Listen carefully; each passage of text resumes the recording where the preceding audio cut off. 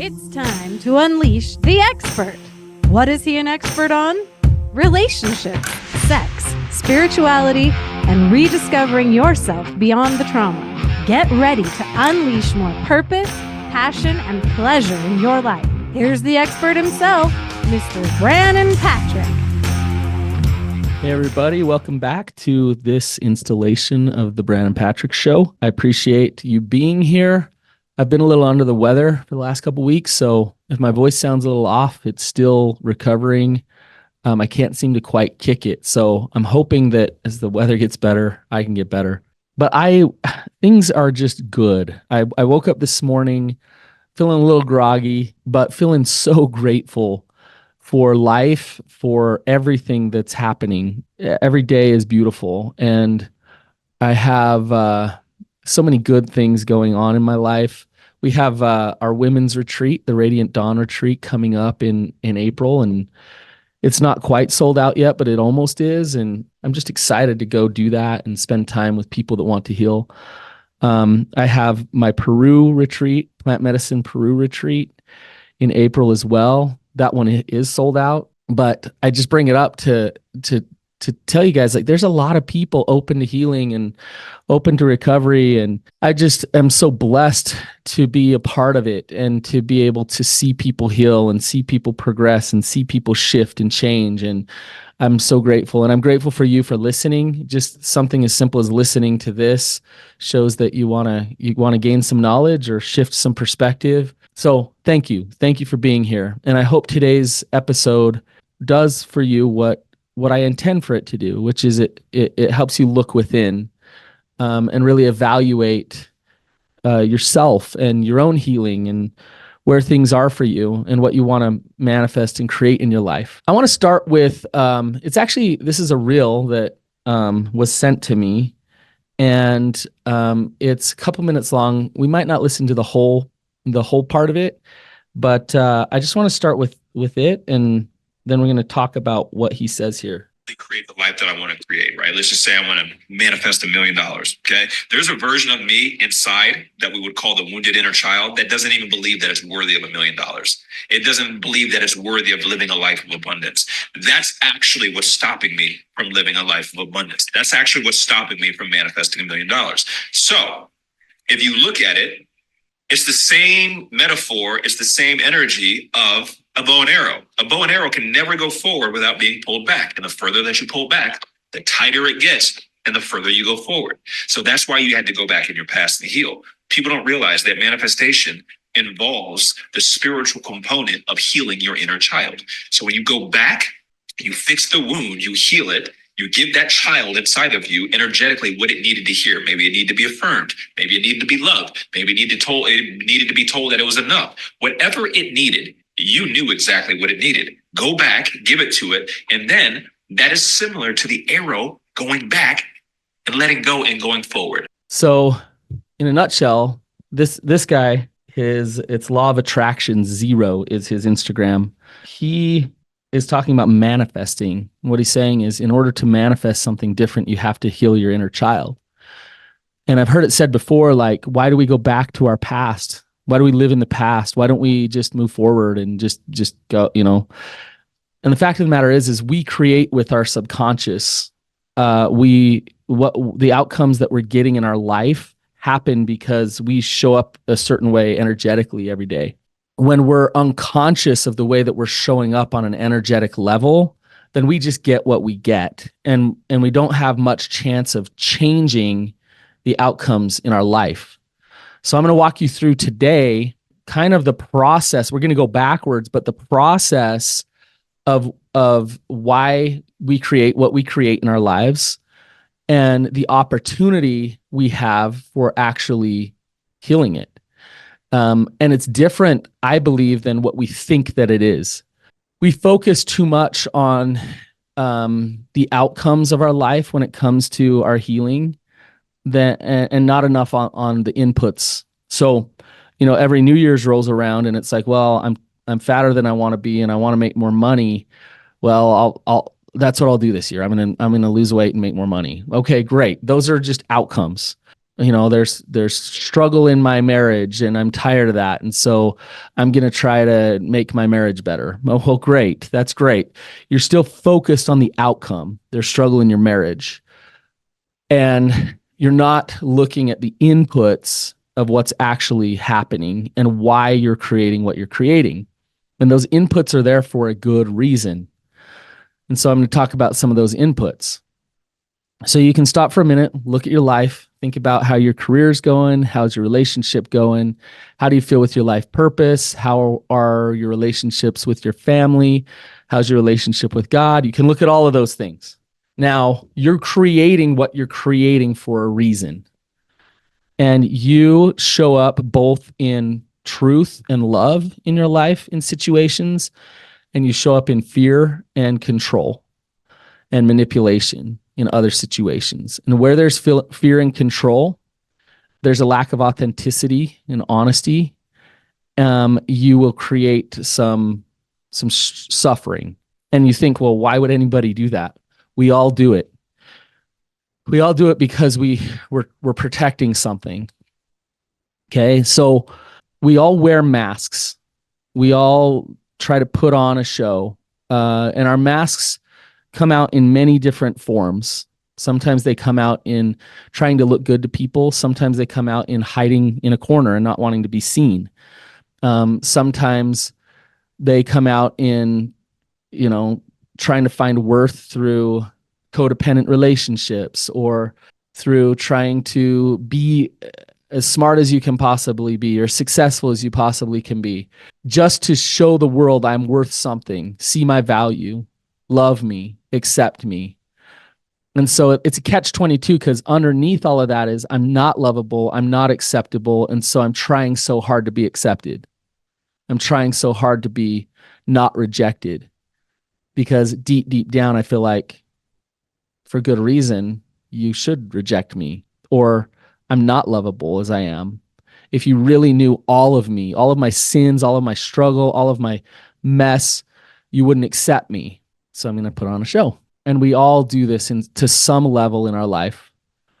And we don't really know that we do it. We do it so automatically, it becomes a part of who we are. So when you look at manifesting, like here's an example. Let's say I want to create business and abundance and all those things, but I show up at work as Mr. Nice Guy, never afraid to make any waves because I might hurt someone's feelings and they won't like me. Well, I'm coming across as unconfident. I'm coming across as unwilling to engage in difficult conversations, and I'm coming across as not a leader. I'm probably not going to get that next promotion. It's undermining what I want to create in my life, and it's just creating what I'm creating. So underneath those masks that we wear, our belief system. What do we believe about the world around us, and what do we believe about ourselves? And our belief system drives our behaviors, and our behaviors create our outcomes. So our belief system, we all have a different, unique belief system. Like I can have a client come in my office and I can just see their goodness. I can just love them, see them, know they're good. But then they talk about themselves and they just hate themselves. So how is it that my belief system about that person is one thing, but their belief system about them is totally different? We have different lenses that we look through, different paradigms, and we all have our different beliefs. And when you're constructing a sense of self as a child, your belief system starts to get formed about you. Who are you to this world? How do you fit into this world? How do you survive in this world? What place do you hold? What purpose do you have? How can you find ways to survive? And so from a young age, even from the moment you're born, you're figuring out, what do I need to do to try to survive? And when you're put in a dysfunctional family system, which we all are to some degree, you start the behaviors to figure out how to survive, which drive the beliefs of that's who I am. So for example, let's say mom never emotionally connected. I'm just making this up. And so as a child, you don't know anything different. Like mom's not emotionally connected to me. I don't know that. I'm just born into this. But I don't feel seen. I don't feel heard. I don't feel validated or connected to at all. And so I don't turn to my mom to get that nurturing and to get soothed in my pain. What I turn to is video games and food. And so she's not available, so I go there and I start to compulsively use those things, and I start to feel like a loser, and I start to judge myself for that. I'm a loser who can't stop compulsively using these things because it's the only place that I find love. It's the only place I find connection. So I can't stop, but I'm judging myself as someone who's a loser, right? Who shouldn't do these things but can't stop. I'm weak. I'm compulsive. So all of these things are labels saying this is who you are as a human being. Because of that trauma, because of that life experience, you have now started to construct that sense of self. This is who I am. When in reality, what you're just trying to do is survive. You found a means to take care of your pain when mom isn't there. You're trying to survive, but now you're labeling it and giving it meaning. And as you, from a young age, if you start to believe I'm a loser who has no control, who's compulsive, how are you going to show up as an adult? You'll do one of two things. You'll either totally indulge there, or you'll try really, really hard to show nobody that that's who you are, because that's who you believe you are, right? So you go one way or the other of those things, and those are the masks that I'm talking about. So the outcomes of your life come from the behaviors, which is the masks and the way you're showing up. The masks come from your belief system. Your belief system comes from your trauma or your life experiences. If this is the case, this is really interesting, because when somebody comes into my office and they say, Brannon, I want to change the outcomes of my life, and there's this whole system, belief system, and they can talk about all the great things they want to change in their life, and they'll go right back out into the world that they're in, continue to resonate in the way that they're resonating, continue to show up in the way they're showing up, and continue to create the same things that they're creating. And back to what this guy was saying, if you want to manifest something different, it has everything to do with your actual healing, your actual healing. So let's talk about what needs to happen. There's something that I believe is critical for actual shifting that needs to happen in your life. Think about it this way. Here's another way to think about it. Your soul has been hurt and confused.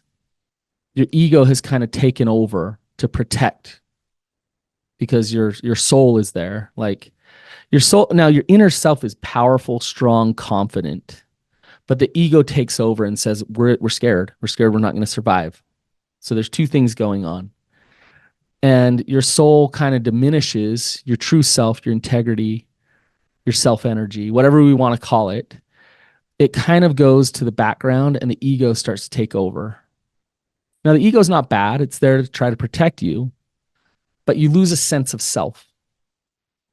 And because your soul's not present, your inner strength, yourself, and your ego is now running the show, that's when you become unconscious of who you actually are. Now, the ego has been activated because of these life experiences. And what happens is, when you believe that you're unworthy of love, you go show up in the world that you're in a way that you're unworthy of love, and you create more evidence that you're unworthy of love. So it's a cycle that perpetuates again and again and again. If I believe that I'll be unsuccessful at work or whatever, I'll go show up at work as unsuccessful, and I'll get fired from my job and have to find new jobs all the time because I know I'm unsuccessful.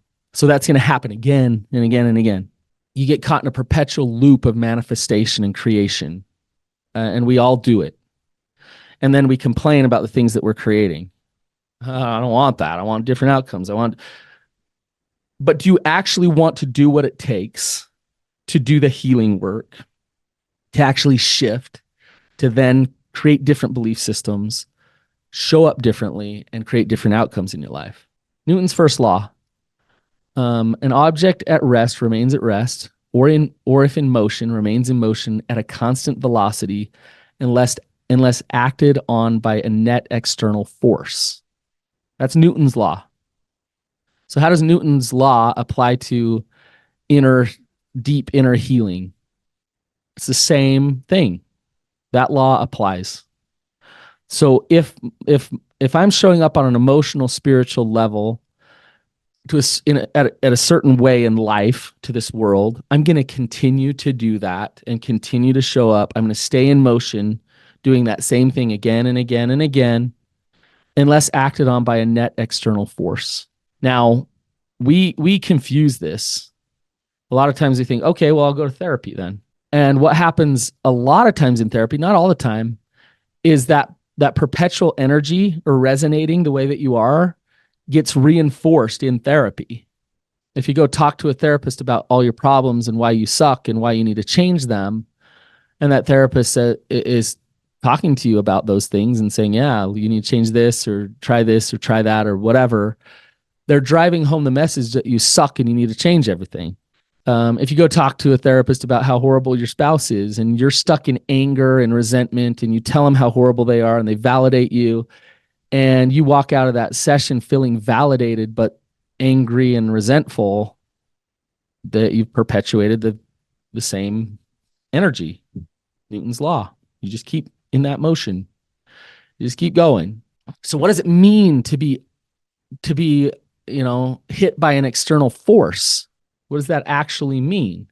To be acted upon? I'll get back to that because I think that's the key to the deep healing. We work extremely hard to not get hit by that external force. Our protective parts and our ego has set up complex systems to not allow that to happen. So you have major tactics and strategies and systems in place to not get to that place where you can actually get acted upon. How deep is your soul in there? Underneath how many layers of protection? Some people are so unconscious of it that they can't even comprehend that there's work to do. They think they're just good at operating in this world. Talk to a really skilled narcissist or an addict who doesn't want to get in recovery at all. They have set up major systems, and they're so unconscious of those systems they don't allow any action to happen to their soul. I think of I've done therapy for I don't know how long now, but I have some clients that they're not really my clients anymore, but I know about what they're doing, and they have been in therapy for 15 years, and they're talking about the same thing they used to talk to me about like 15 years ago. Nothing's changing. They actually use therapy as a means to play small and to not actually progress or change. So they spend a lot of money. They spend a lot of time. They act as if they're self-reflecting, but they're not. And so they just keep playing this game with their partner and with the therapist over and over and over again, and nothing actually changes. And a lot of the times the therapist is like, I am trying everything I possibly can, and they are not getting better. They don't want to get better. They don't have a desire to actually shift. They want to continue perpetuating this. So let's talk about what it actually means to stop and surrender. What does it mean to actually allow space for real action to happen in an opposite, like to be able to get hit by that external force? It's about a humble heart. It's about a soul that's open, and it's about courage and vulnerability. If you have certain outcomes in your life and you don't want them, first and foremost, you got to get accountable that you're the one creating that. Get out of the victim stance. Get out of the blame game. Own that you're creating the outcomes in your life. Own that you're the one interpreting what happens in your life in a certain way and ending up in places of resentment, anger, frustration, sadness, loneliness, whatever it is. You create that. You're the one that ends up there because of the way that you're processing what's happening in your life. Okay. Now, I know that's hard to hear. I get it. But that's one of the first steps is accountability. which takes some courage to actually get accountable.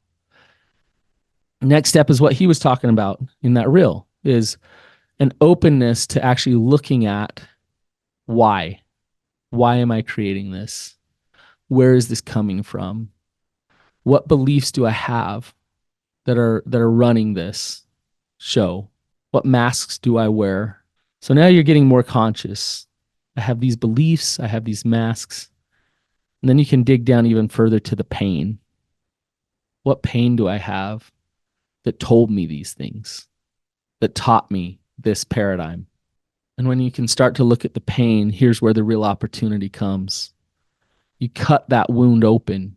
And instead of acting in the way that you did when you were a child, or when the pain started to happen, instead of acting in that protective mode, do something opposite to that action. Allow a new experience to happen. And this is where courage is critical for healing. Because if I'm somebody, I've gotten conscious, I've dug down, I know myself, and I get to this place of, I'll give you an example here. Let's say I'm not worthy of love. And so I've sabotaged relationship after relationship. Now I'm in a new relationship and I'm ready to sabotage it, but I know I don't want to, but like I'm naturally sabotaging it. To get that conscious and realize, you know what? I would naturally end this relationship right now. Instead, I'm going deeper.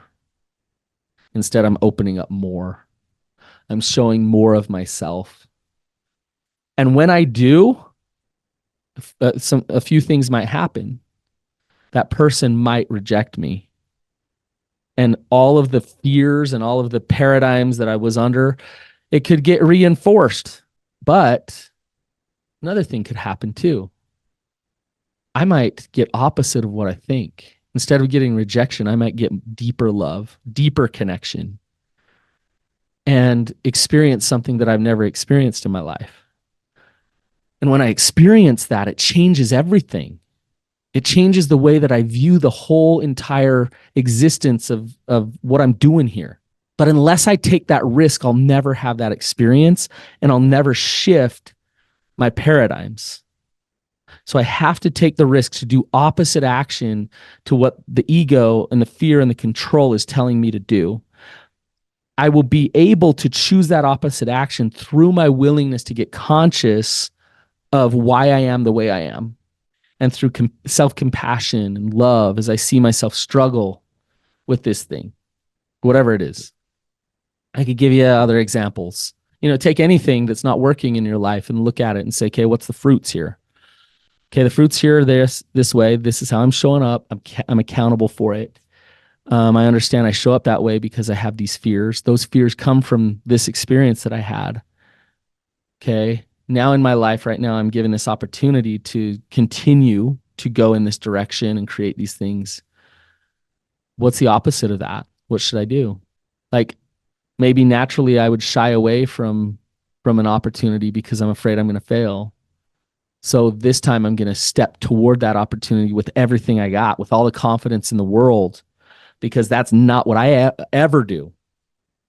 But I realize that that's my ego and my voices. So I'm going to act opposite to that. And I'm going to allow my soul to experience something different. And I'm going to understand myself on a level that I've never understood myself before. This is why I do those retreats. This is why I run a therapy clinic where we do a ton of talk therapy. And I love things like EMDR, ART. They allow for this surrender, courageous process that happens in a therapy session. And I know that someone's heart needs to be opened and get conscious and get the ego out of the way so they can experience something different and know something different. And when I say know, I don't mean on an intellectual level. I mean on a soul level. Know something different. That's healing. That's what it's all about. So if you're creating something in your life and you don't want it, don't blame, don't be a victim. Get accountable, get honest, and start to do that deeper work so you can get yourself to that place of courage and surrender and experience something differently. Have a wonderful day, you guys. We'll see you next time.